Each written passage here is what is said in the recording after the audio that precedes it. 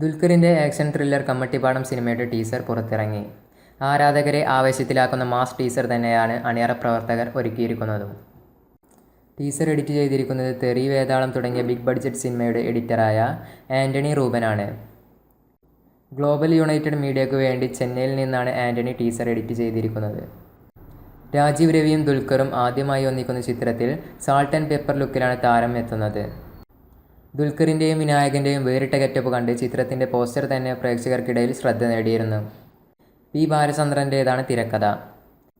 Vinayakan Vinay Forrt, Shane Tom Chacko, Soubin Shahir, P Balachandran, അലൻസിയർലെ, അനിൽ നടുമങ്ങാടി എന്നിവരും ചിത്രത്തിലുണ്ട്. മധു നീലകണ്ഠൻ ഛായാഗ്രഹണവും ബി അജിത് കുമാർ എഡിറ്റിംഗും നിർവഹിക്കുന്നു. രാജീവ് രവിയുടെ നേതൃത്വത്തിലുള്ള കളക്റ്റീവ് ഫേസ് 1, സെഞ്ച്വറി ഫിലിംസ് എന്നിവർ ചേർന്നാണ് വിതരണം. മെയ് 20 ചിത്രം തിയേറ്ററുകളിലെത്തും.